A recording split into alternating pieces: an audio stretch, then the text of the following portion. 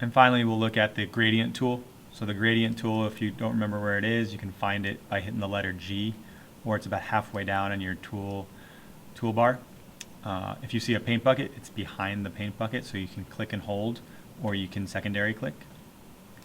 And then once you get here, if you're on your black and white, by default, it's usually a linear gradient right here, and it's usually the foreground and the background color.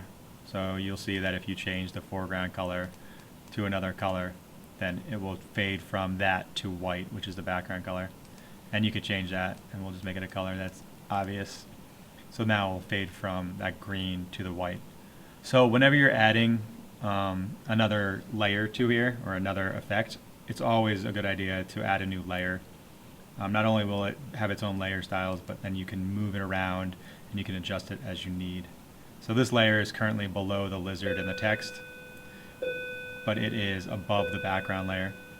So if I add a linear gradient, you'll see that it fades from green to orange, and if I do a longer line, it will fade and have a longer transition. So if I do a really short line, it'll have a pretty abrupt transition, so it looks more like a solid line.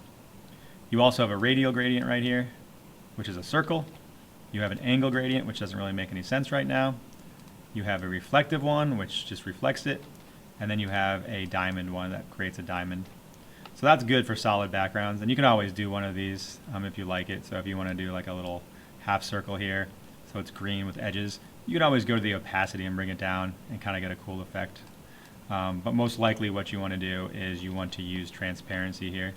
So if I pick the second one where it fades from the foreground to transparent, now when you do like a circle, it will just show up, and you can do multiple circles. Same thing with the other ones, right? So if you just want an edge to fade, maybe you go back to black, and then you drag it up, and it just fades that corner out. But probably the most useful one, or one of the coolest ones, is if you use this one where it has the lines, and it doesn't really fade, they're just solid lines. You can get an effect where it does this, which you might like, but some of the other ones are even cooler. So if you use the circle one, it gives you the target. You can use the diamond one to get another shape. You can use the reflective one, and you get a shape like this.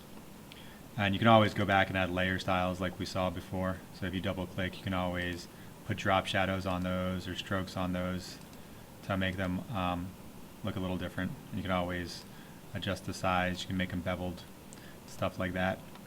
And one last one is this: if you use the stripes with the angle gradient, then this gives you that starburst look. So it will kind of jump out, and you might want to add a new layer for that. So when in doubt, add a new layer. Maybe you want it to be a different color. You can add that, and then you can always change the opacity here, or you could add layer styles and adjust the fill. So that is the gradient. So play around with these 5 different types of gradients, as well as these different kind of presets that already exist. So you might like some of these. You can always click on these two, and you can change, you can edit the gradient and the colors and stuff. But it's probably easier just to use layer styles to do that.